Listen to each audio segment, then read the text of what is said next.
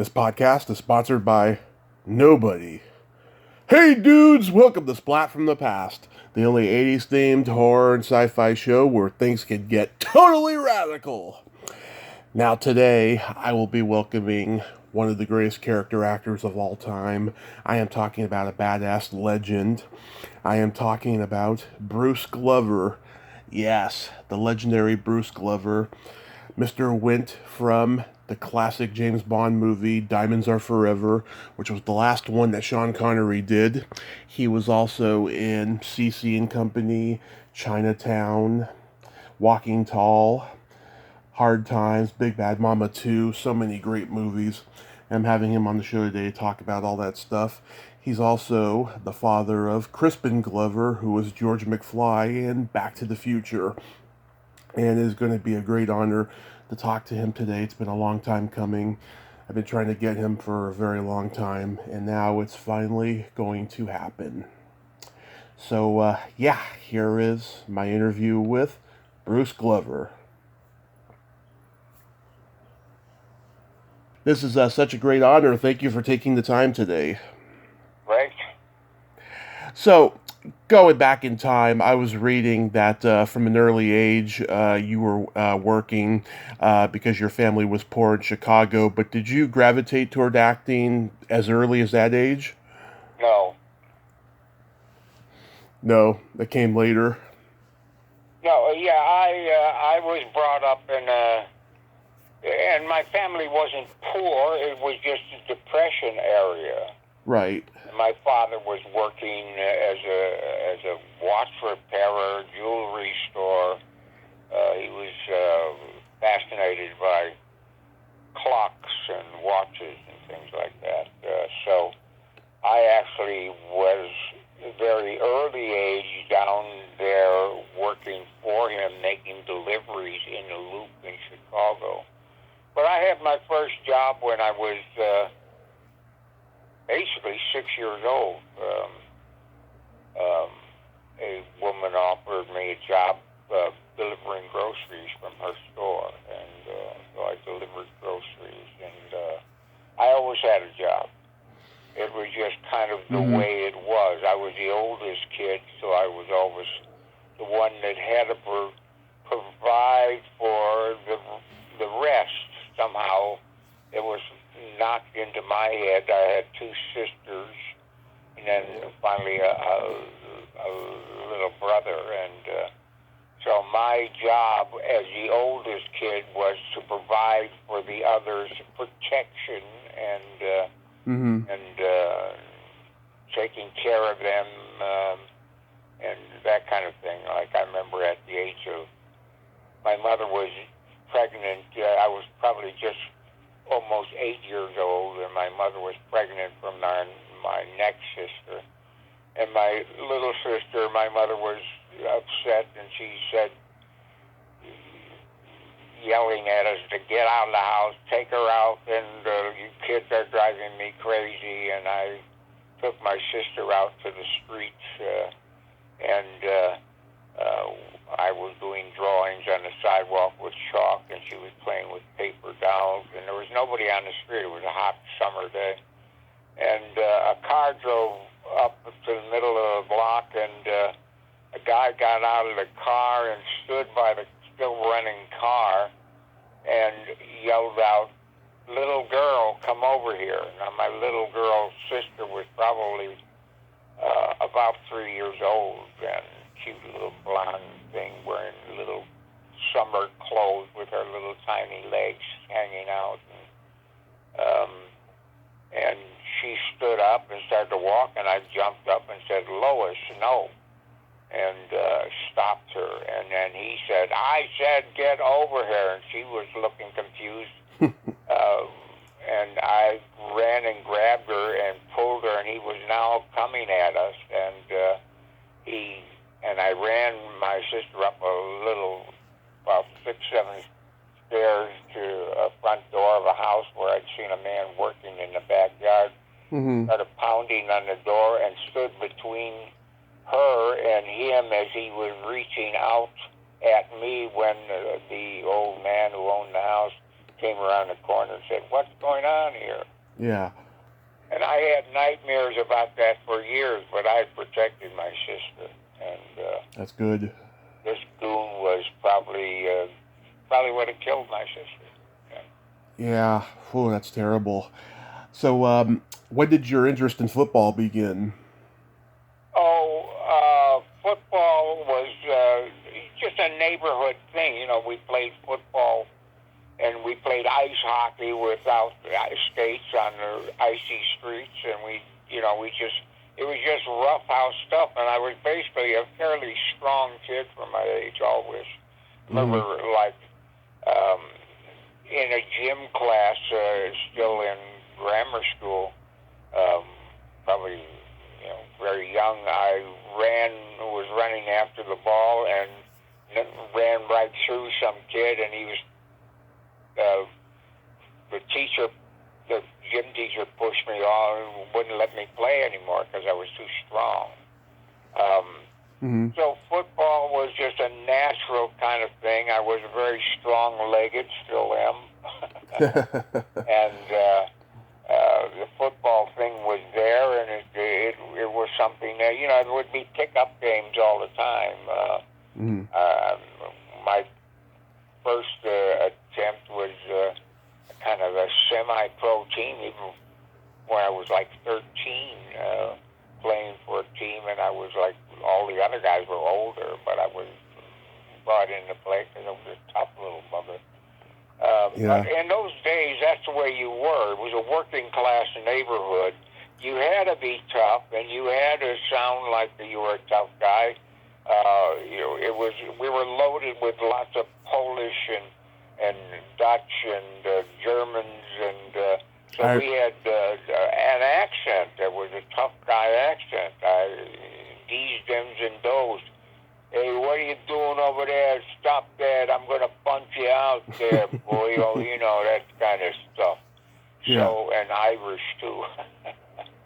And so you had to be a tough guy all the time. You could be walking down the street, suddenly somebody would pop out from the house and challenge you to a fight. And you had to fight. Sometimes you would... I was pretty strong, but I wasn't a bully. I remember one time, probably was second, third grade, a kid reached over a railing and punched me in the face. I didn't know why. Wow. And I just, instead of doing anything about it, I ran out, ran very fast, walked very fast trying to get away from him.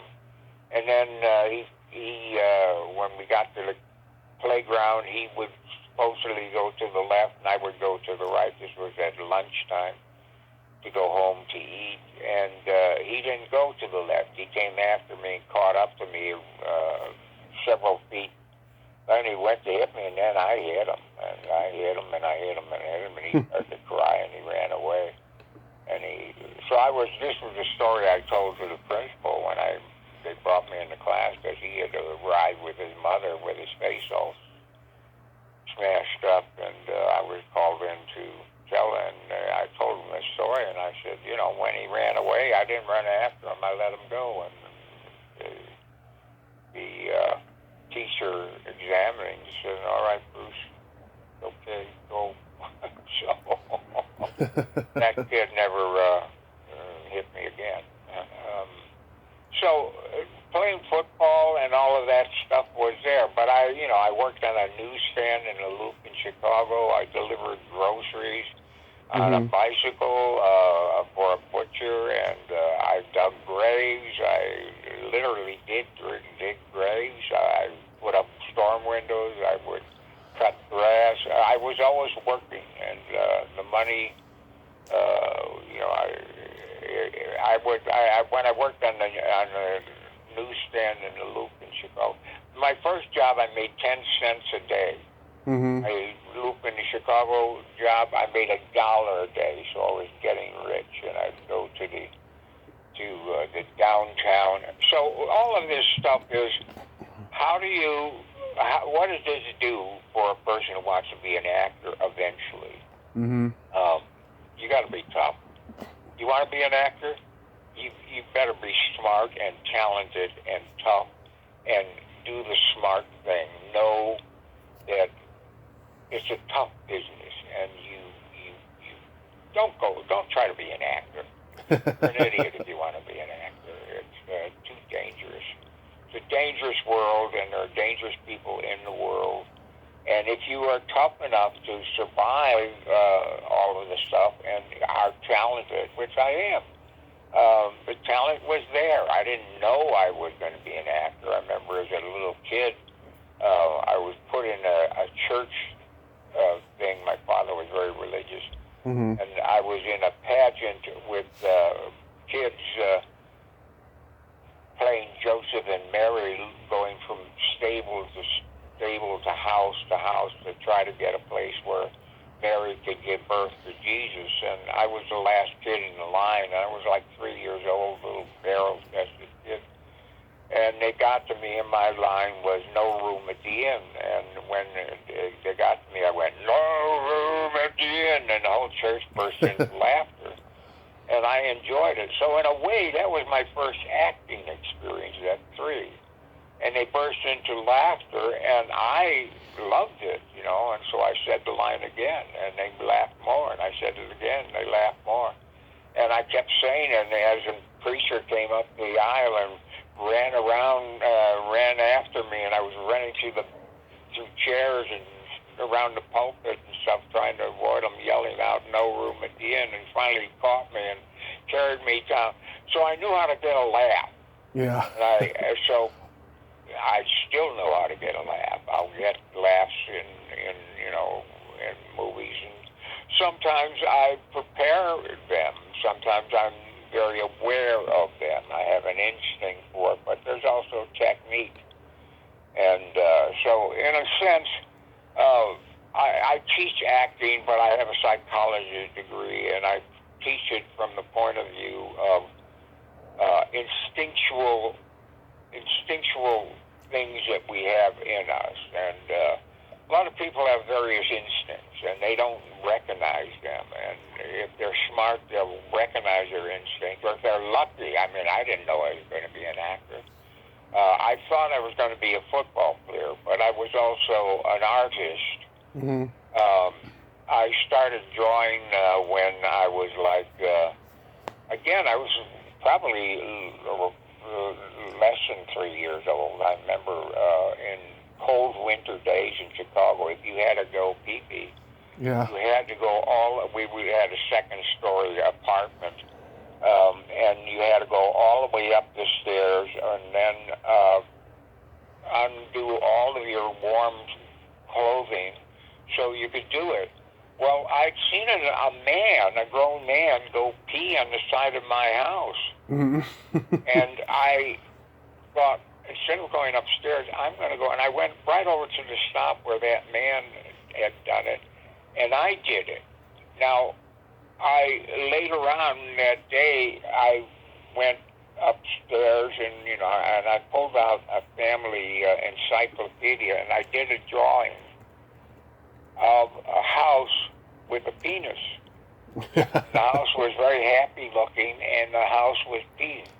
So that is an instinctual thing to be an artist, to draw things. So I was always being notified by teachers in art classes and stuff that I was talented. So art and football were the thing. I had to lie about my zone to get to a school that had a football team. And I played on a team in Chicago.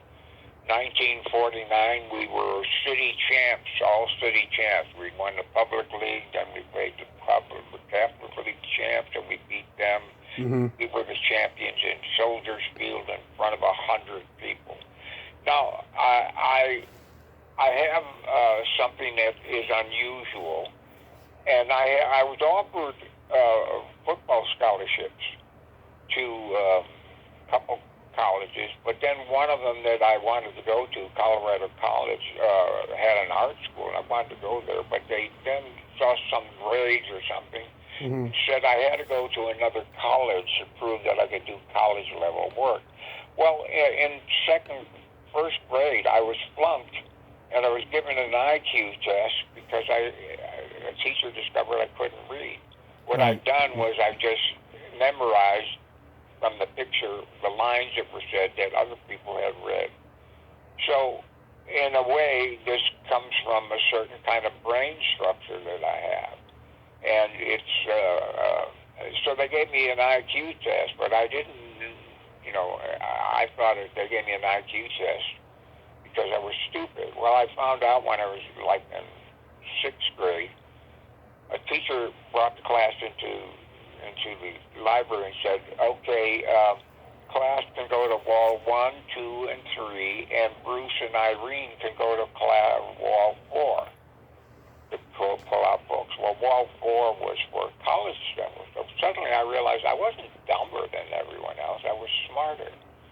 And the first book I took out was the Iliad and the Odyssey. And so the teacher was very impressed by it. That's the book I took out, and I tried, reading it in iambic pentameter, and later I had to go to a regular library. But eventually, I read that every year for years, Mm-hmm. because it was like, and everyone in a sense is on their own odyssey, and in a sense that appealed to me, that Right. idea of each of us, each person listening to this is on your own odyssey. And in a sense, that's what I talk about when I teach, although I'm not teaching now with the lockdown.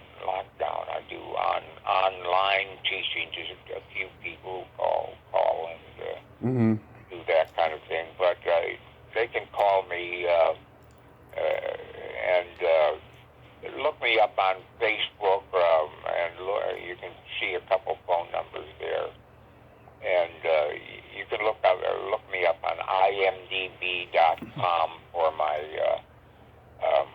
IMDb Pro thing, which has variations of scenes that I've done. You can see, and you'll see that every character I play is an entirely different character. I'm one of those weird actors that, Right. instead of being myself in every scene with different situations, and some good actors are themselves over and over again. The majority of them are. There's a few weirdos like me, and my son to some degree, Crispin, Mm-hmm. are different every time they do a different character. And that different character comes out of becoming the person instead of acting it. And in becoming the person, it's similar to like when my mother used to take me to movies, and again, way back before I was 5 years old, my mother, I used to show people that I'd seen in movies to my mother. So again, the instinct for acting. And I showed FDR, Franklin Delano Roosevelt, with polio, struggling to a microphone, and I showed my mother, and the reason why I did it was I was curious about that body. Mm-hmm. How do you get into that body, and what would it make you do if you had that body? In a sense, that's how I approach acting. If people are interested in acting and you want to do it as a hobby or fun, or you actually are eerie, weird enough to want to become a professional, you must study the person that you are going to portray and see what they're like. And I suggest to people that they observe other people and try to understand why other people do what they do, and try to get into the brain of the other person. How do they think?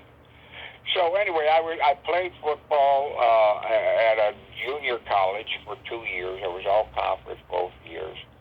But eventually, this brain thing that I have caught up to me, and I flunked English 3 times in a row. Mm-hmm. And that got me drafted for the Korean War. And I was in the Korean War the last 6 months of that war.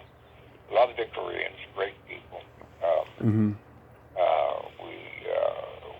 I came back from it, but before I left for Korea, a buddy of mine, when I was playing football, had said, "You got a good build on you. You ought to go down there and pose at the Art Institute for the art class."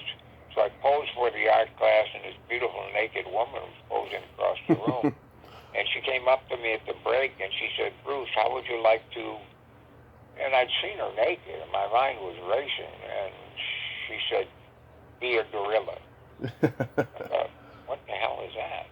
Turned out she was a stripper. She needed a guy strong enough to wear a 100-pound ape suit and toss her around for 15 minutes in a strip bag. So I eventually got that job, and the guy who owned the act sent me to the Lincoln Park Zoo. He said, "Go meet Bushman." Bushman was a famous 500-pound gorilla in Lincoln Park Zoo. And so I went down there, and I saw him down at the end. And then I went over to his cage, and nobody was around. And he looked at me, and he said, "Bruce, think my thoughts." He said, "But don't tell anyone I can talk." I said, "Okay, Bushman." He said, "Do my moves." I said, "Okay." He said, "And think my thoughts." I said, "Okay, Bushman." He said, "That's your acting lesson. Get the hell out of here." So that was my first acting lesson. And in a sense, that is the acting lesson that you first have to consider if you want to be an actor. So we're doing the act down in Tampa Bay, Florida. And I was down there for like 3 months. Big money, big money from a guy that was used to working I worked in a glass factory when I was 14, 15, 16 years old. And I made $32 a week, So that was, and my father had 15 asked me to quit school and help support the family because his business was failing. And my mother saved me by taking a factory job from quitting to help support the family.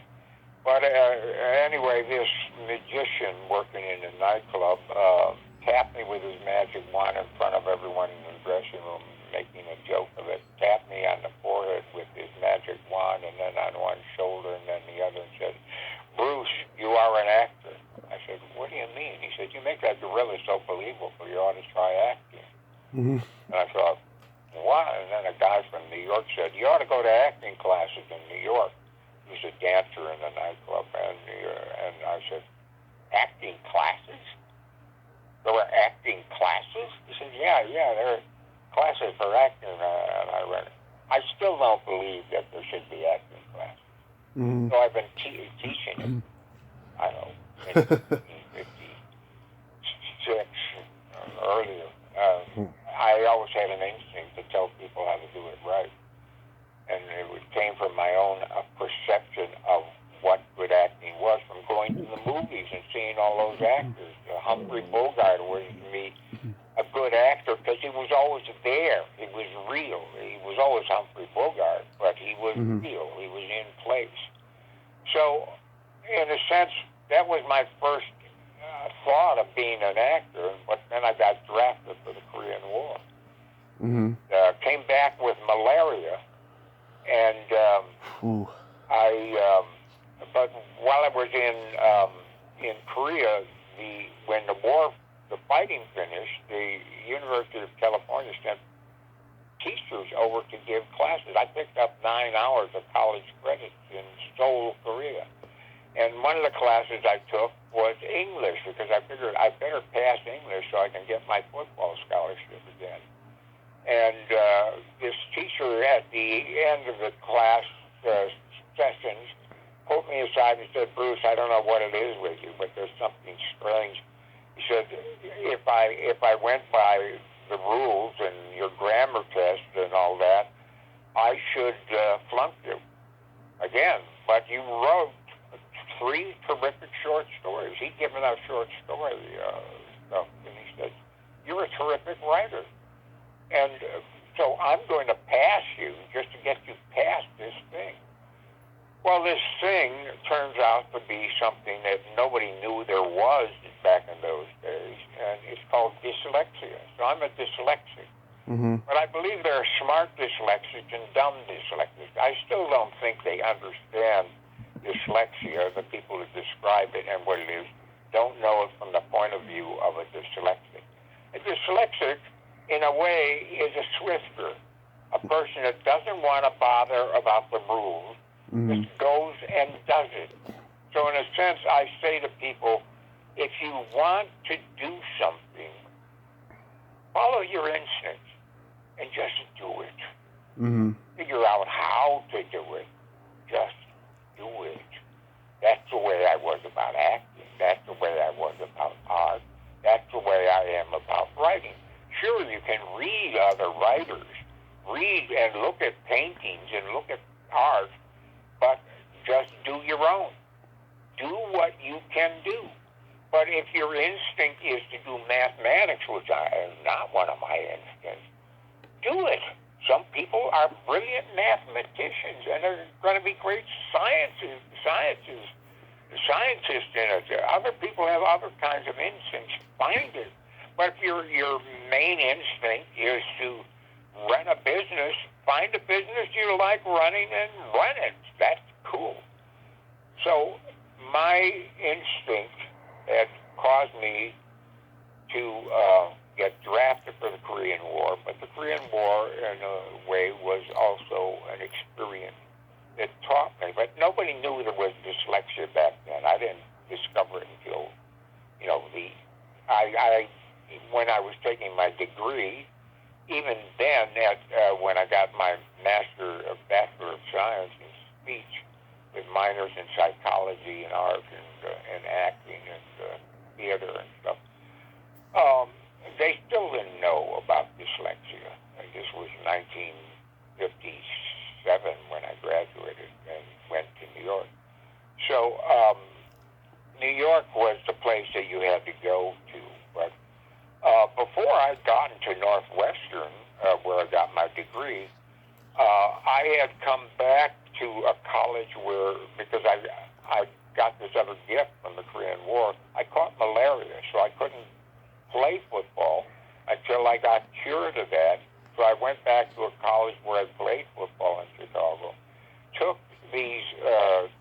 classes, and noticed an audition down the hall.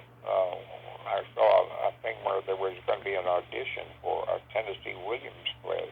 Mm-hmm. And I thought, maybe I should try out for that play to see if that magician was correct, to see if I am an actor. Well, I tried out for the play, and the teacher said, okay, come back for the callbacks. Well, somehow I think maybe I kind of freaked out, and I didn't want to go back. Mm-hmm. So I found other reasons why I didn't want to go back, and I didn't go back. And I'm walking down a flight of stairs, and I see this director coming up the stairs, and he says, "Where were you? I wanted you to be back at the audition. You didn't show up." I said, "Yeah, I got busy with it." And he said, "I want you to play the lead." I went, "Oh, okay." So I played the lead in Camino Real, Kilroy, and I was terrific right away. And even in the play, I'd never read a book on acting. I'd never been in a class. I had just the instinct. Mm-hmm. And I was good right away. And I danced, and I had a girlfriend who was a dancer, and I had her give me choreography. And I have an instinct for dancing. I danced in a play off-Broadway in New York for a year, doing East Indian Kathakali dancing. But so I got good reviews right away, and somebody told me about a summer stock company up in Wisconsin, and I drove up there, but they hired their paid actors, but I worked for free, and I auditioned every week. They had open audition. I slept on the porch of the theater through most of the summer because I couldn't afford to move inside, and so I snuck in and stole stuff out of the refrigerator that the other paid actors would get to eat. But I got the lead every week, and I got great reviews every week. And then I went to Northwestern. When I got to Northwestern, I was already knew more about acting in a way than most of the teachers. And I also started coaching people about how to act. But again, this this dyslexic person that I was hadn't learned how to teach. I just did it instinctively. There's I guess in a way you could say, a smart dyslexic is lazy, doesn't want to worry about the rules. The hell with rules. Rules don't mean anything. Just do it. And I say this to everyone. If you find yourself doing something and it's kind of easy to do it. Don't learn the rules of how to do it. Don't worry about it. Do it. Then you're going to be really good. Really, real geniuses and people that are really good at stuff don't have to learn how to do it. They just do it. There's something there. I mean, great artists are great artists because there was an instinct to do it. There's a stuff that, and I am working on an art book right now, so eventually it'll come out. My son is going to help me get it published and that kind of thing. So that's good.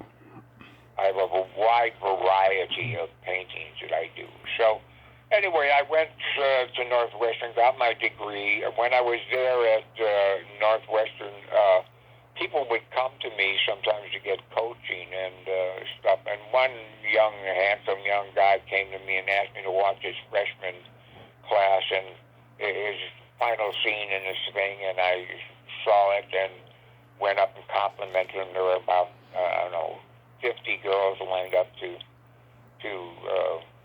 compliment him and probably give their virginity to him. And I got up in the line fast and complimented him, and he said, "No, wait, let me get rid of all these people." So he got rid of all those girls, and he told me later that he was still a virgin himself. So, but all those girls were ready to change it. And we walked around the campus, and he asked me about the scene and how we'd done, and then he asked me what he should do, and I said, "About what?" He said, "Should I stay in college or should I go to New York?" And I said, "Well, what do you want?" He says, "I want to be a star." And I said, "You've got all you need to be a star. Go to New York. Forget L.A. Forget being in college." And he said, "Really?" And I said, "Yeah." And I said, "You could stay in college, get your degree, and then get your master's, and then your doctorate, and then go to New York." He said, "No, I'm going to go to New York now." And I said, "Good move, Warren." It was Warren Beatty, and he was 19 years old and gorgeous, and he got to New York. I got to New York about 7-8 months later, and he's walking down the street and grabs me and hugs me and tells me, "You were right, I'm a star." So instinct is there. Yeah. I told that story to him with a couple of his sons many years later, and he got mad at me when he said, "I didn't say that. I didn't say I wanted to be a star." He did. And I told that story to his wife, who's a beautiful actress. Annette Bening. There are people that just are too gorgeous not to become stars, and have instincts and that kind of thing. I'm one of those hard-to-work kind of guys. I wasn't just gorgeous. I didn't know how good-looking I was back in those days. I just thought I was a tough guy. And, I worked my way through Broadway or off-Broadway, summer stock, repertory. I did all kinds of plays. I did 100 plays. Mm-hmm. And when you did summer stock, you did a play, a new play every week. You would do one play, you'd rehearse it, and then that play would be done at night, and you'd be rehearsing the next play during the day.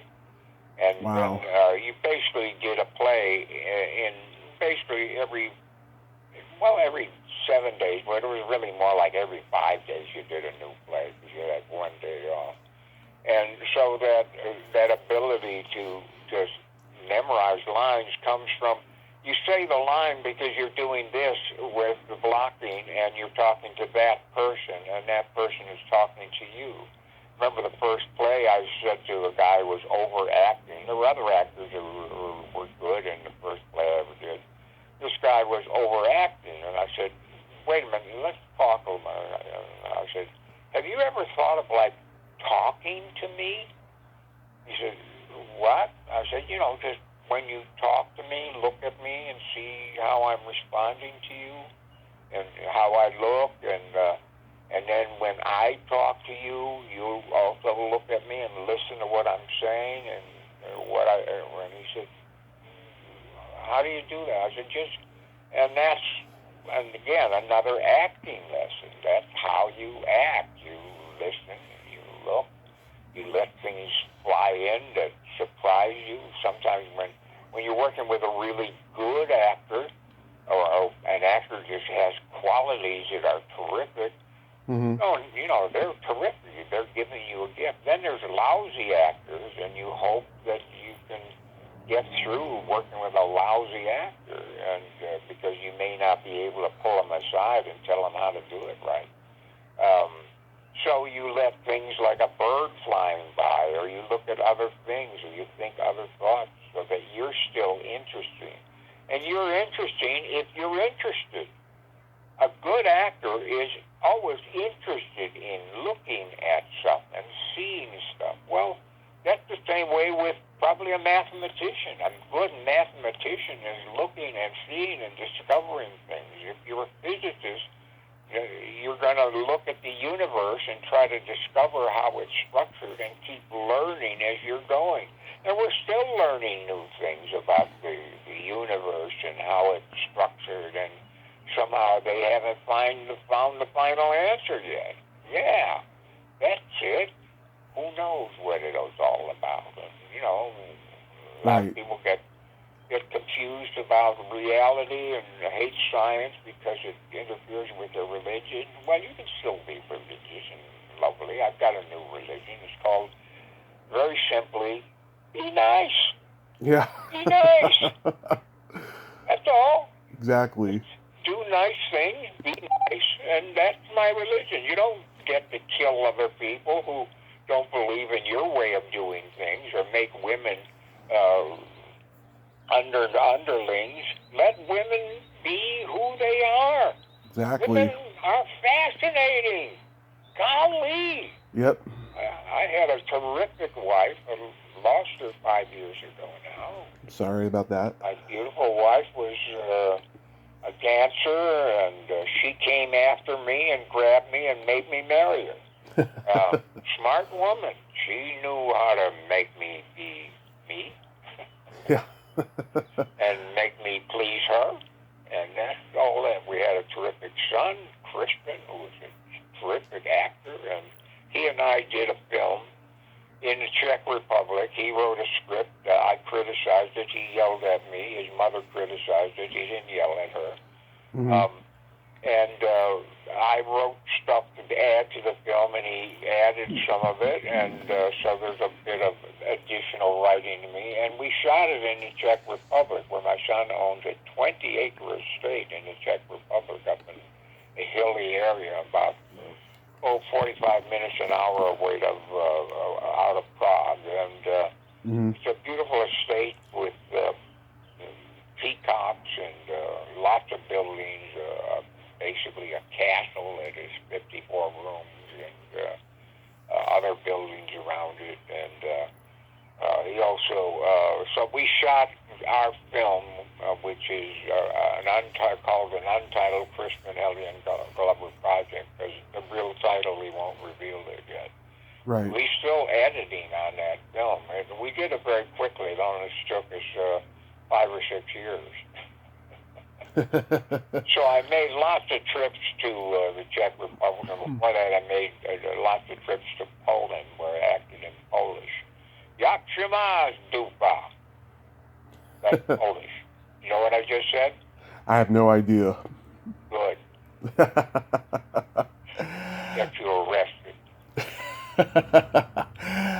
So getting into the movies, you were in Frankenstein meets the Space Monster. Sure, that was pay the rent time. Yeah.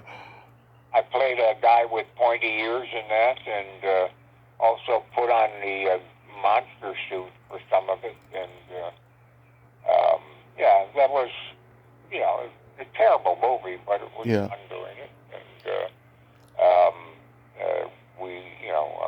And that paid the rent for a lot of months in New York. In those days, they had rent control. Thank you.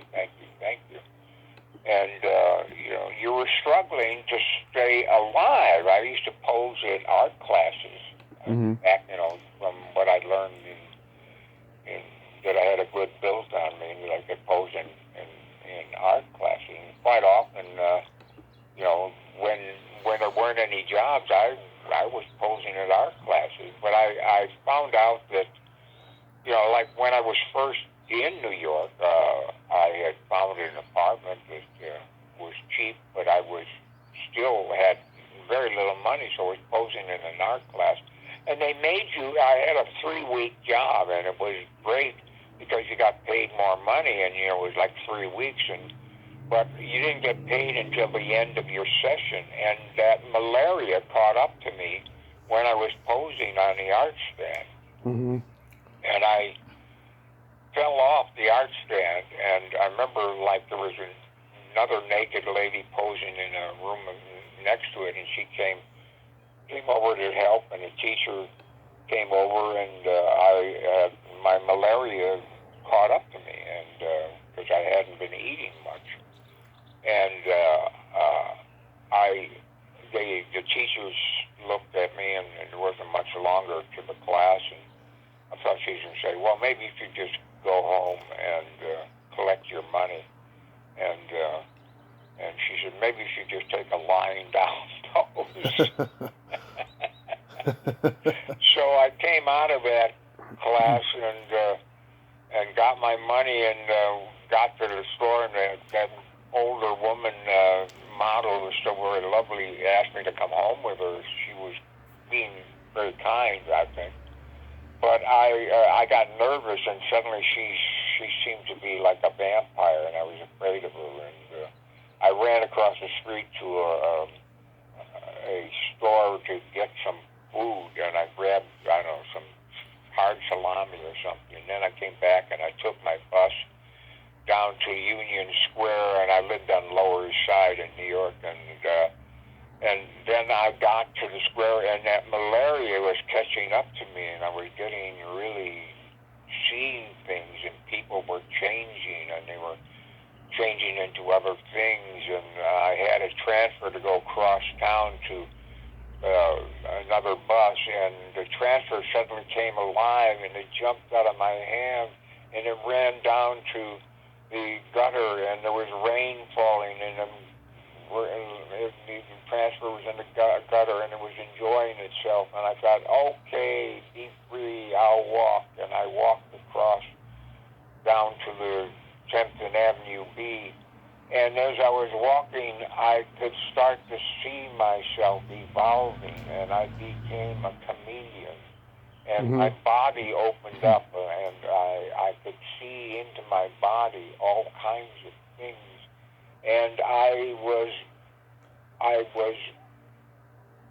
and there was a girl that used to flirt with me. I guess she was a prostitute, and she came up to me and said, come on upstairs, and I said, no, I'm a chameleon, and I said, look inside of me, you can see all the things inside of me, and she ran away, and I looked inside of myself, and I could see books and paintings and stuff that I could do. This was like a psychedelic dream that I had when I was malaria, and then I went to my 6th flight walk-up, and I recovered from that malaria attack. I think that was my last big malaria attack. But again, I looked inside myself and see the potential. So I'm not a bad writer, and I'm a pretty damn good painter, and I've sold paintings, and I'm going to work on that book and bring it out. And I don't know about acting and new things now. If somebody comes up with something, maybe if it's interesting, I might write something that I can get produced and myself. But I always have to have projects going, even though I'm in lockdown now. I'm waiting to get my first shot.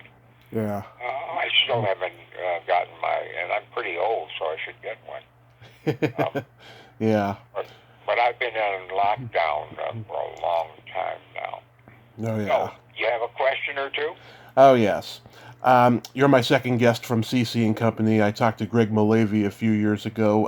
What was it like playing Captain Midnight in that movie? Well, it was a job where I got to be, it was going to make good money, and I remember telling my son, telling my wife I was going to be shooting a movie in Tennessee. Was it Tennessee or Arizona? Yeah. And anyway, so basically, I was given the lead. Mm-hmm. Joe Namath was the famous football star at that time, and he was the lead guy.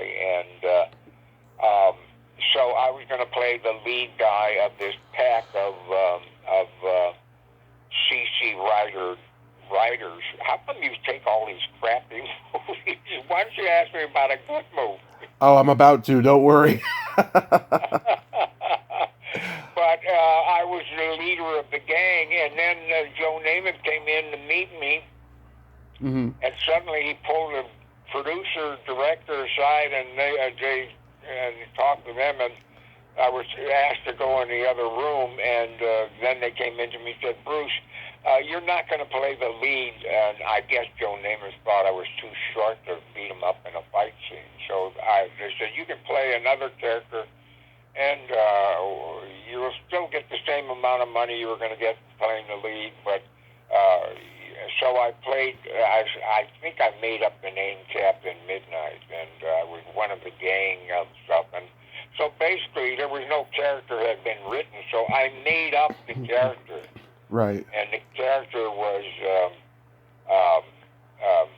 that character that I made up. I just made up all the lines and imitated stuff. And at one point during the filming of it, I had gotten to the point where I thought it was a master of my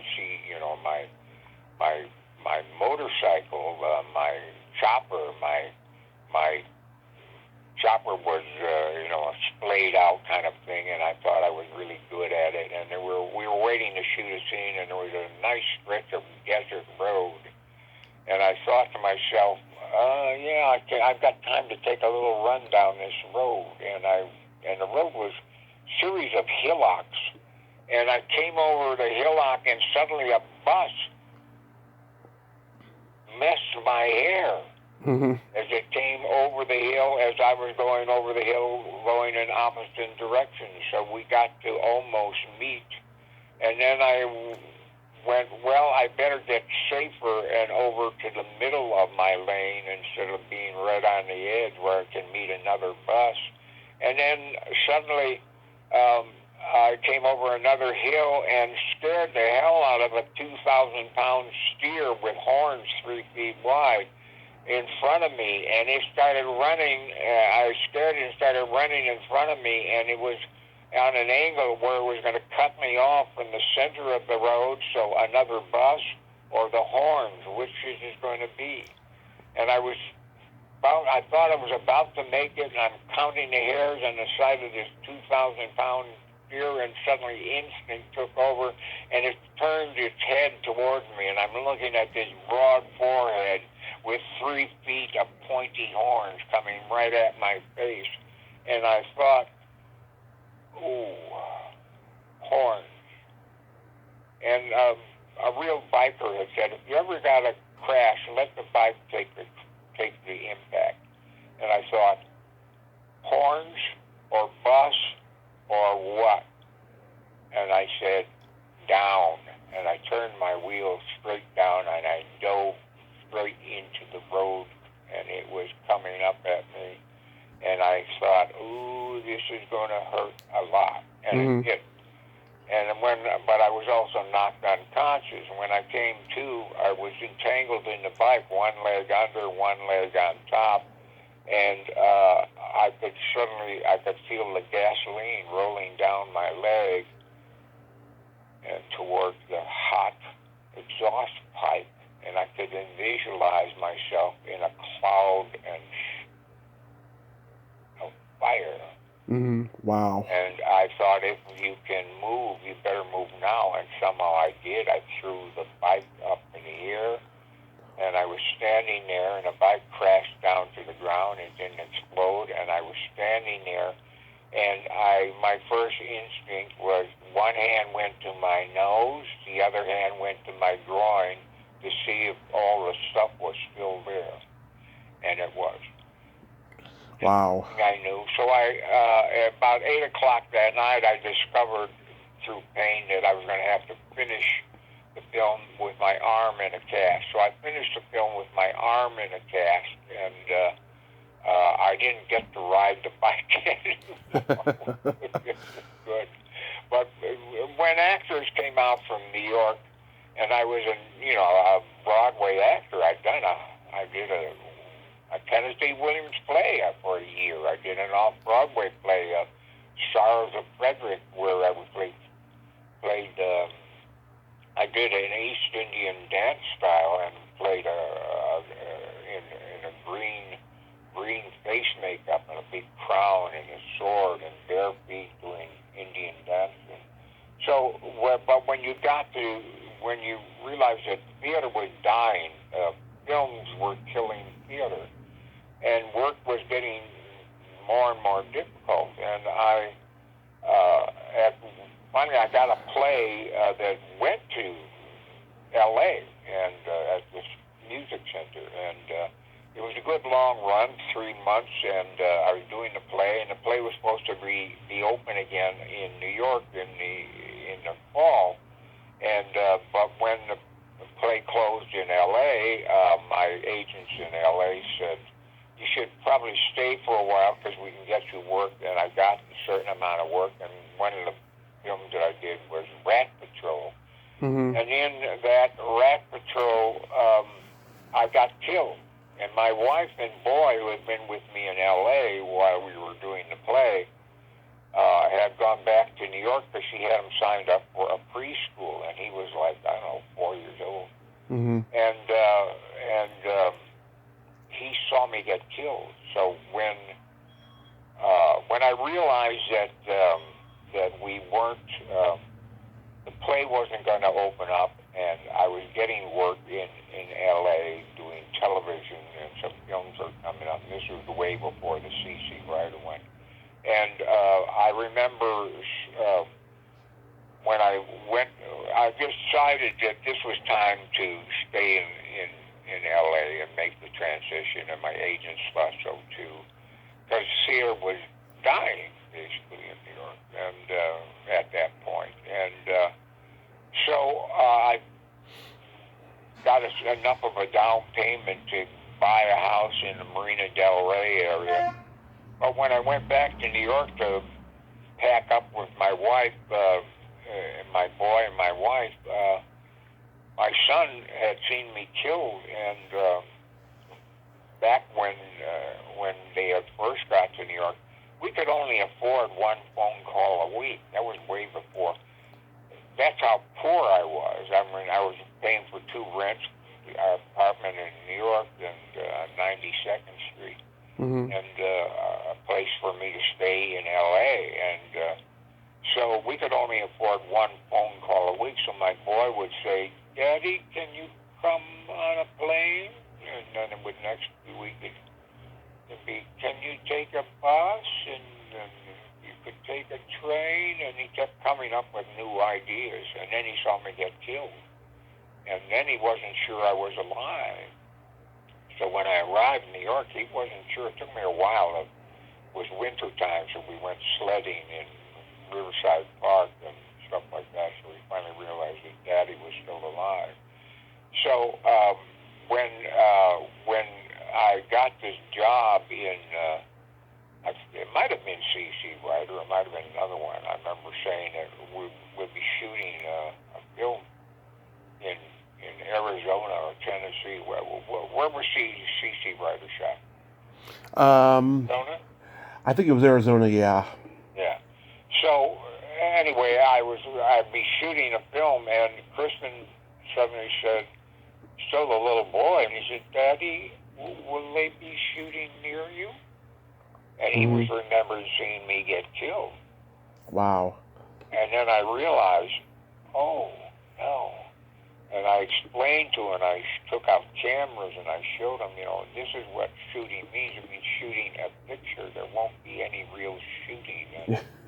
So I used to take him to sets to show him so he would understand what Daddy was doing, Right. It might be a good idea for fathers who have kids to kind of show their kid what they're doing, because the kid might have the same instinct as the father if you can, So I used to show Christian stuff about movie sets and what this person does and what that person does. And I used to carry them on, on my day off from a shoot in L.A. and show them stuff. So doing CC Ryder and Company, there it was, I enjoyed the thing. Joe Namath threw a big party at one point at a country club, and the party was great, and then suddenly the stuntmen on the party, and I worked with a lot of stuntmen because I did a lot of stunt kind of movies, and I actually had some taking acting classes with me, and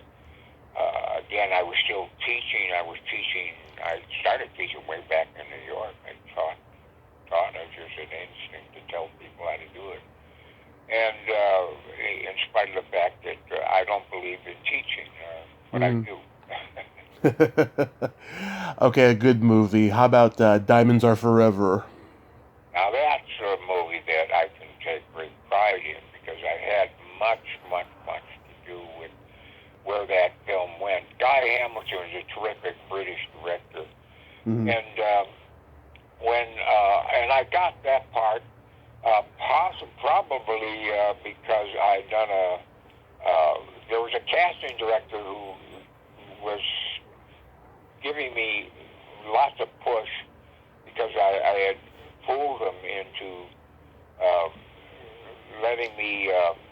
He had seen me do a role. I was studying French, and because I had some French accent to do, and so I did French accent and stuff. And this casting director's wife had seen me doing this French accent part and got her husband to look at it and said, "Look, there's a new French actor in town." And he saw me and he was so impressed. And he wanted to look up the French actor, and then when he realized I wasn't French, he was even more impressed. And from then on, his name was Billy Gordon, a great guy. He would push me for stuff and parts in films, and he put me up for a film with Stanley Kramer. Bless the Beasts and Children. Bless the Beasts and Children, and Kramer had 6 guys come in, and was an interesting audition. He had all of us read, and then at the end of the reading, he said, "Okay, you 2 guys, and you're the guys who are going to do the parts," and I wasn't one of them. And he selected 2 other guys, and one guy later on pulled out of the film because he had a job in Israel, which was longer. The Bless the Beasts and Children was only going to be 2 weeks, 2.5 weeks, something like that. He had 6 weeks job in Israel, so he pulled out. And Billy Gordon lied to Kramer and told him I was his second choice.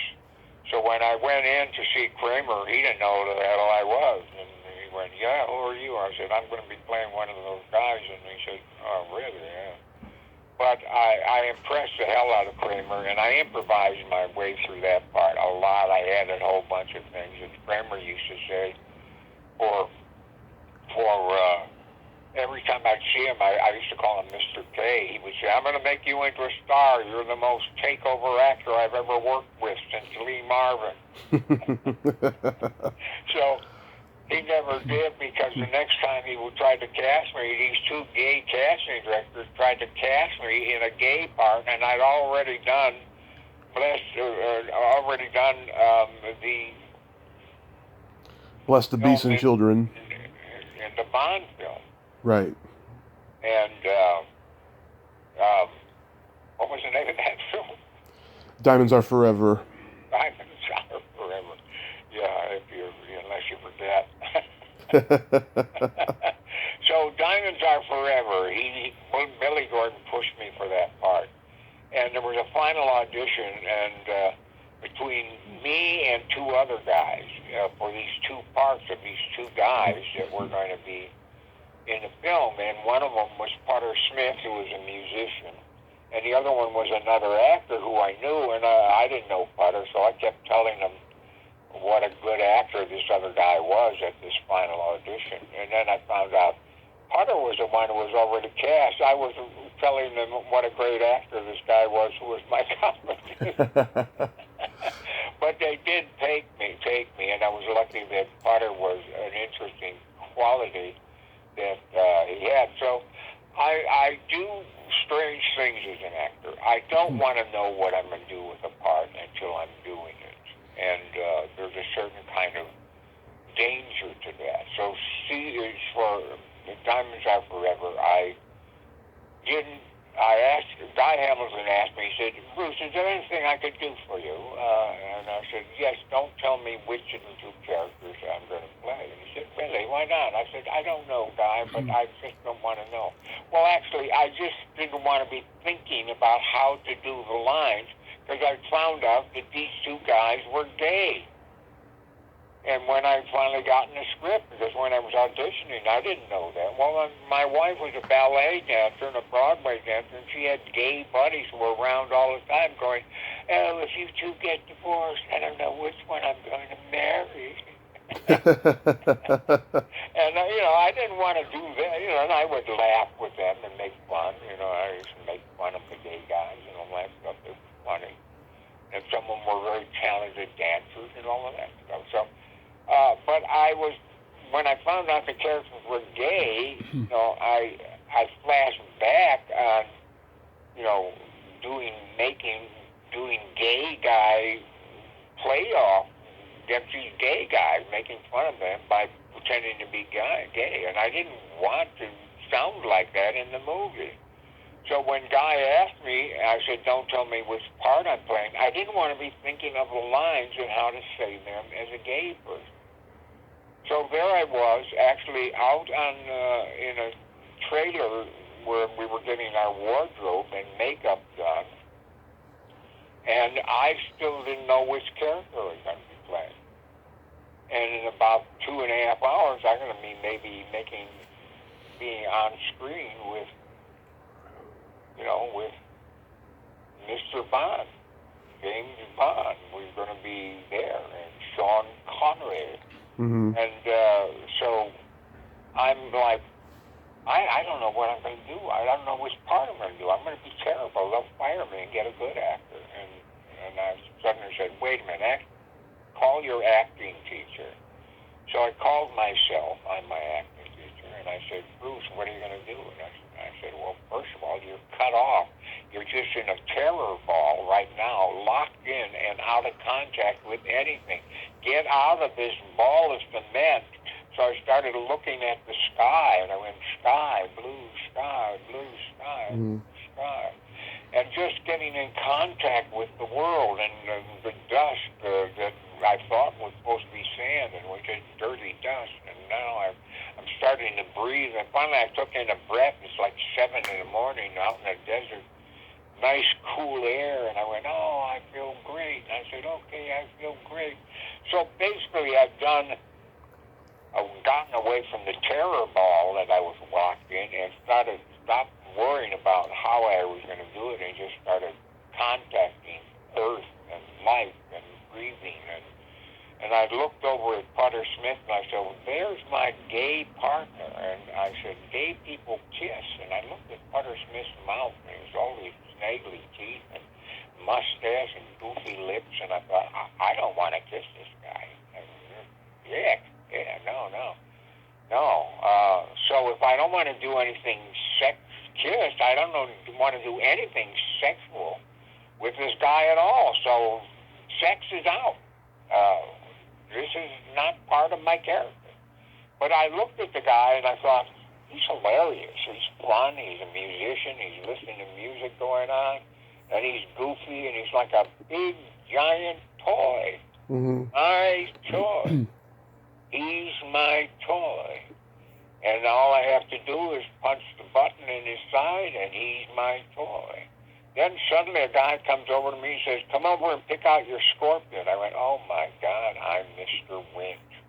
I'm going to be holding a scorpion. I don't want to be holding a scorpion. Heck. Oh, wait a minute. You're a big show-off actor. You want to hold a scorpion. You'll be the only guy in the set with a scorpion. I've got a scorpion and you don't. He's my toy and I've got a trick. That was the character. Mm-hmm. Putter was my toy, and that was fun, and I have a trick. So every scene from then on, I would go to the humor of it, and Guy Hamilton would listen to my ideas, and I knew how to make every scene a laugh. So when the final scene of the movie, which Sir Roger Moore said was the funniest James Bond moment of all, was when Sean Connery does this rude thing, shoves a hoo-ha up my yaha and makes me go woo, and the last great sexual moment of Mr. Wind as he throws him overboard, and boom. So that's the biggest laugh in all of James Bond films. But there are lots of them there before. I remember, like, there was a scene where we were shooting in Pinewood Studios, and there was a close-up of my hand diving what music we were going to play when we were going to set Sean Connery on fire. Mm-hmm. And by the way, Connery had thought I was gay because way back in, when we first started shooting, we had a scene in the desert at like 2:30 in the morning, and all the extras were gone. So we were lighting for the camera crew. I was chest to chest with Sean Connery on the edge of a car trunk where we were going to carry him out and put him into a pipe in the ground and bury him. I'm chest to chest with him. It's 2:30 in the morning, like earlier on when Potter Smith and I had walked off into the sunset after blowing up the helicopter. When the director said, okay, cut, that's it, and I yelled out, you're blushing, and Potter wasn't blushing. We were walking off hand in hand. And that scene was later cut out of television for quite a while because it was too risque to show two guys holding hands on a movie, on a television screen. So I'm big on making jokes, so the whole crew laughed when I said that, you're blushing. So we were out there in the desert, and I'm chest to chest with Sean Connery, and I thought I'd make a joke. So I said in this kind of voice, I think I'm getting emotionally involved. And I thought Sean would laugh. And he did. Yeah. I thought I was serious. I could see his mind going, the Scottish mind going, oh my God. This little poof wants to put his hands on my stuff. And I thought, Sean thinks I'm serious. I better tell him, Sean, it was a joke. And then I thought, the hell with it. Let him worry. And he did, and he was always the pro and always great to work with. And I had scenes with him before he realized I wasn't gay. And he realized I wasn't gay when Potter Smith had been working at Pinewood, and a British actor said, oh, you're going off to Germany, aren't you? You're going to Frankfurt. And you got to remember that Germans have no sense of humor. And we said, really? And so we were in a car being driven to the set at the airport for this airport scene, and there was a beautiful German airline stewardess was going to be our escort, and she was talking to the driver, and they were speaking in English just to be polite, and she says, oh, there was a terrible accident on the Autobahn. 6 people was killed. And Potter Smith leaned over to me, and he said, was that a joke? Because he'd been told Germans didn't have a sense of humor. And so when we got to the thing. We were shooting, going to shoot the scene inside the plane where Putter Smith looks at Jill St. John and describes that he thinks she's pretty, and I get mad at her. So we got in the plane, and we just got where we were going to sit up, and then Guy Hamilton said, all right, everyone get out and relax. And when I got out of the plane, that German airline stewardess called me over to an airline cart with two other German airline stewardesses, and they were all three beautiful women. And I was flirting my ass off with them, even though I was married. My wife was safely back in London. But I was having fun flirting with the three German airline stewardesses, and then suddenly I felt off to the side like this strange energy. It was like the thing, and I thought, what? And I could feel it. And before I could turn, I heard, you son of a bitch. And I looked over, and there was Sean Connery waving his finger at me scoldingly, and said again, you son of a bitch. And he's laughing, and he realized the way I was flirting with those girls that I wasn't gay, and he had thought so for a couple of months, because that movie was a 6 months long job. And he came over and joined me on the platform, and he too and I flirted with the German airlines. So if Connery ever calls you a son of a bitch, we can't anymore. One of them was, I'm so sad that Connery's gone now. Yeah, that was really rough. I'm a huge fan of Chinatown. I think it's one of the great American movies. That must be a huge highlight for you as well. Absolutely. That was a terrific opportunity, and again, that was a casting director who pushed me towards the thing, and it was a great opportunity, and it's a terrific movie. One of the brilliant movies of all time. I mean, Diamonds Are Forever was the best opportunity I had to give things to a movie. But Chinatown was just, a brilliant script and a brilliant opportunity. And we have a great director, and he's our wonderful German director, and he pulled me aside and said,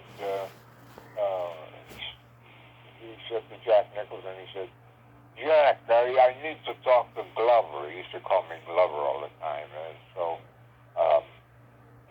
so he said, Glover, come up in Jack's wagon here. I want to talk to you. He said, what I want from you is you. And the way you were up in that office with me at Fairmont at night, because I had met with him, and he was like, he was in an office late at night, dark, and we just sat across from each other on a table. In those days, you would, you might have a book with pictures of you and reviews of you in plays, so I put that out, and then when he was looking at my pictures and stuff, and I'm talking to him about I did these plays, and I did 100 plays and all that stuff, and then he suddenly came around the table and grabbed both my wrists and said, why are you wearing two watches? You got two watches. And and I said, well, my daddy is a watch repairer, and so he said, one of them's a Mickey Mouse. I went, yeah. Mickey Mouse is my good luck mouse, and all that stuff. So, so back when I finally got the job, I'm in the trailer, and I'm talking to him, and he said, Glover, what I want from you is you, the way you were in that office with me. Just be you. And I went, okay, I can do that. So you, for me, in that film was just, I loved Jack. He was my buddy. And I loved Jack, too. He was great. I used to, Roman used to play chess with me. So I used to play chess with Roman Polanski, who's a great director, and he's a great director, and great fun to be with. And he and I used to play chess together. Mm-hmm. And Jack Nicholson would chip us the game, but I never could get Jack to play a game of chess with me. So, so Roman liked me, and he let me come into the editing room. He let me come into the dailies, and the dailies were like a social event at Paramount. And beautiful women, especially beautiful women, would come from everywhere to be there. So you'd be with all of these already stars, watching yourself on screen and other things. But I went to all the dailies, and I went to the editing room. Roman liked me, and he let me come into all of that stuff, and it was a great experience. Roman is an incredible director and lots of fun. And unfortunately, he made that blunder a few years later, and can't come back to America anymore, and I'm really sorry about that. But yeah, you have to figure. Anyway, so working on that film was an incredible experience. You had great directors of photography, and some of them, like the assistants, later were directors of photography on other films that I did, and Nicholson was great to work with, and seeing the film later, but it was,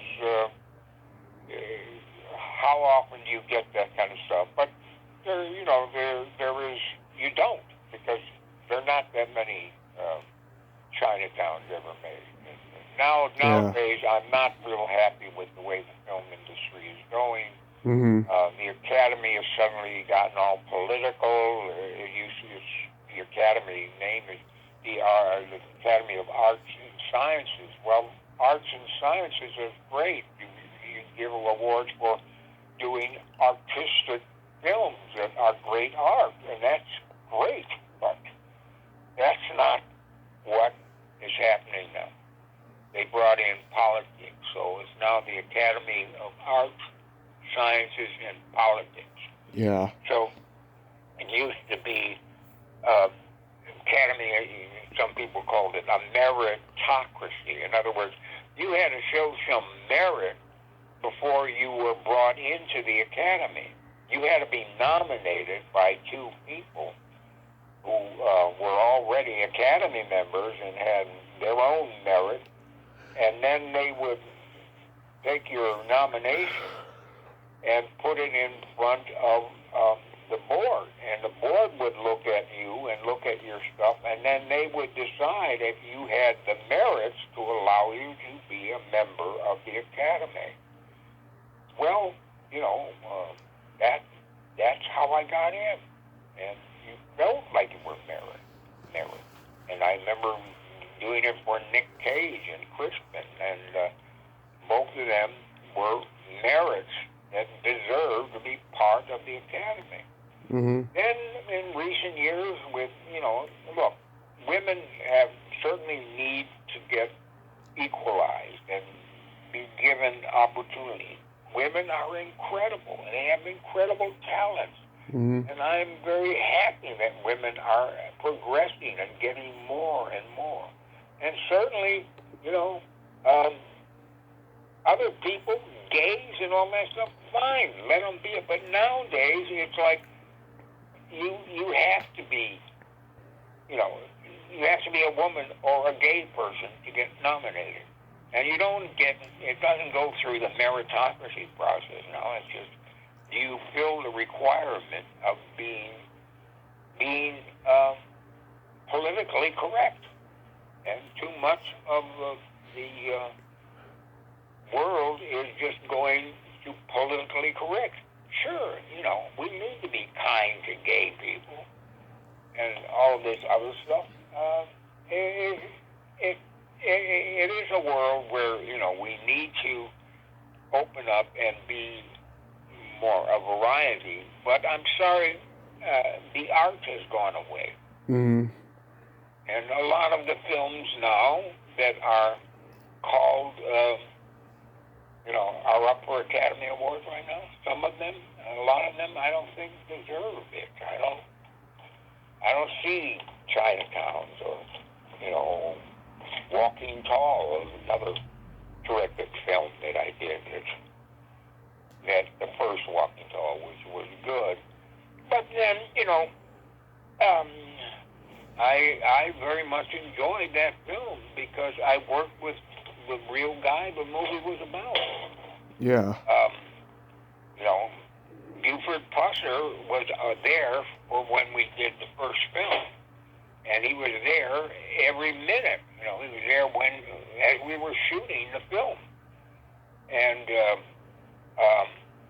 he eventually, for some reason or other, Joe Don Baker wasn't going to do the sequel to it, and Joe Don was terrific in the original, and it was a great experience working on the film, and it was real and realistic, and Buford was there every day as we were shooting, and Buford and I became friends. And, you know, I don't know if people are familiar with Diamonds Are, Walking Tall. Yeah. Buford was a bona fide sheriff who had taken out basically a southern mafia and defeated it.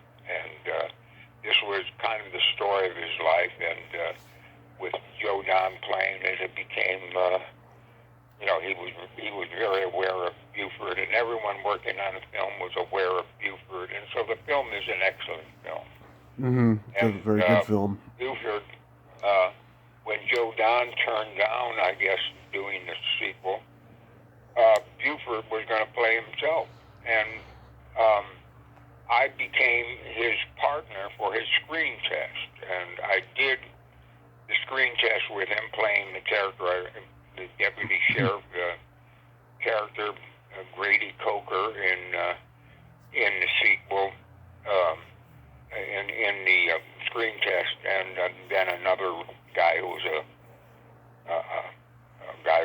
robber or something, and so they built sets for Buford to do his screen test with a full screen, you know, full crew and all of that stuff.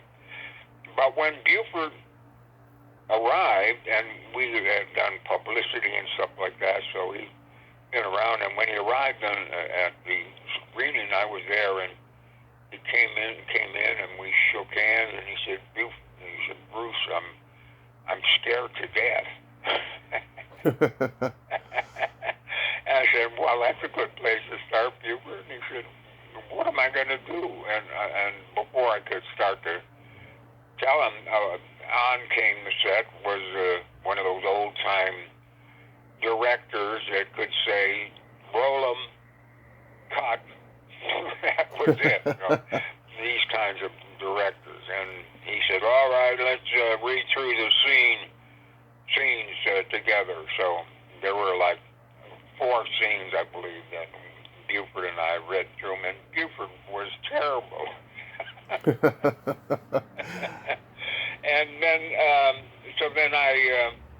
then the director, after we finished reading, he didn't know what to say. He would wobble from one foot to the other and looking at Buford and me, and he was like, and suddenly he whirled on one foot and yelled back as he was running off the set, let me know when it's lighted.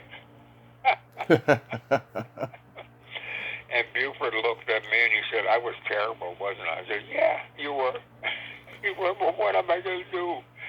And then I said, Buford, you remember when you used to be on patrol and you'd be in your car and you noticed a car that you decided to follow, and then you would look at the license plate and you'd call it in to see if there was any info on the plate, and then when you decided to stop them, you'd turn on your lights and see how he reacted, and then when he stopped, you'd park your car out about 3 or 4 feet so that you would be protected by your car from any oncoming traffic, and when you approached the back of his car, you'd look to see if there was anyone in the back or anyone in the passenger seat, and then you'd look over his shoulder to see if he had any guns or anything, and then when you asked him to get out, you'd look and see if he was holding anything that was dangerous, and then when you looked at him, you would talk to him and see how he reacted when you talked, and then when he talked to you, you'd be observing him as how he was when he was talking. And Buford said, "Yeah, I do all those things." I said, "Well, that's how you act." He went, "Oh, okay, I get it." And he did. He was terrific. He was going to be brilliant in the film. Mm-hmm. And we were shooting, and my boy Crispin was up at a Boy Scout camp. My wife had driven him up there, and I was supposed to join him for the overnighting at the camp. And so he was up there waiting for me. And we had shot all of our scenes, and I was out of costume. Buford just had one last big monologue that he was doing, and it wasn't necessary. And I said, "Buford, do you mind if I go? My boy is up there at the Boy Scout camp waiting for me." And Buford was always about family. Mm-hmm. He was a protector of family and of the law. And so I said, he said, "No, you go on up there and be with your son." And I said, "Thank you." And I reached up and I goosed him. He was standing up on his truck platform, and I goosed him. And he went, "I'll get you." And he was laughing, and I was laughing as I went out. And I'll see you in Tennessee, Buford. And he said, "I'll get you in Tennessee." And then, I went up to the camp, and then a couple months, what was it, a month, 6 weeks, someone murdered Crispin. Buford was murdered. Oh, boy. Yeah. His daughter described to me his death scene, and it was passed off as a traffic accident, but his daughter described it to me, Dwana. And I had to, at one point, get a paper bag because she was breathing so heavily, and I had to calm her down, and she told me about his death and how 2 truck drivers had driven a truck in such a way that it forced Buford off the road. And she said the guys were standing there looking at the overturned car with Buford under it. And she said to them, "Help me," and they said, "Not on your life, lady." And she crawled under the car and pulled Buford out herself, and Buford's head was in her lap, and he looked. Oh. And he said to her 3 times, "Dwana, Dwana, Dwana," and died. And she was telling me the story, and then she described the skid marks of the truck and stuff, showing how it. But they passed it off as a traffic accident. So Yeah. murdered. And then the sequels went off in the wrong direction. Different actors, different directors, different writers. Mm-hmm. None of them knew Buford, and they turned Buford into a bully who was really big on just hitting people with a club. And Buford and I used to laugh at the club. It was a stupid thing that they were emphasizing, even in the first film. But from then on, in the second and third film, and I guess there was some television crappy thing that was done about the Walking Talls. And to me, it's always kind of an insult. And I did the second and the third one because, it was money, and I was trying to keep it as close to. The second film had a few elements left, and the third one was just a tawdry piece of junk. Yeah. Sad to see something that had certain quality to it. So every time I think of Buford, I feel I miss him, and it's a long time ago now, but a real loss, a true loss. Yeah. One last film, Bruce. Hard Times. How was working with Charles Bronson? Great. Tom Bronson was a tough, grumpy guy, but it was great. Jimmy Coburn was great to work with, and it's a terrific script and a terrific director, and it's probably the second best piece of writing after Chinatown of all the films. A beautifully written film and well directed.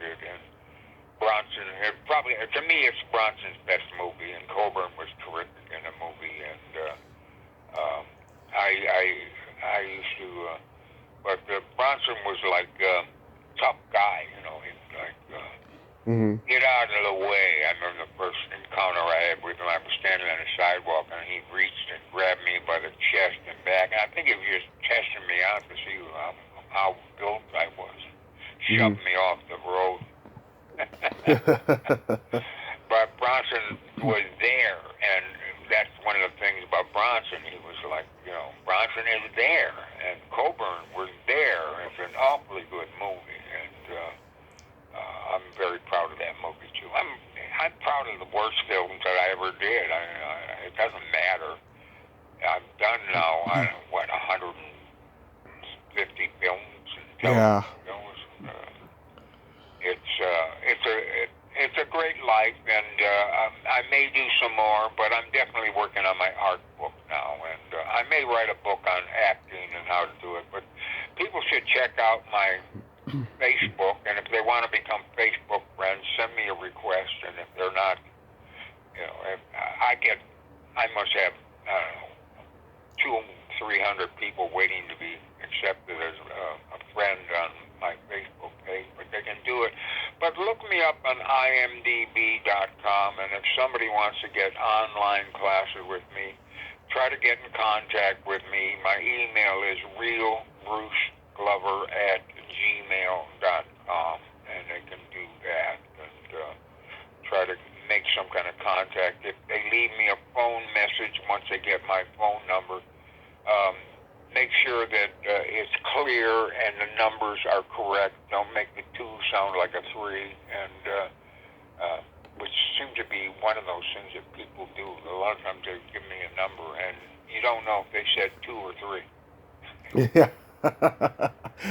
Well, Bruce, I thank you so much for coming on today. I hope you get your vaccination and you continue teaching, and I hope you get another great movie part in the future. And stay safe because we need you.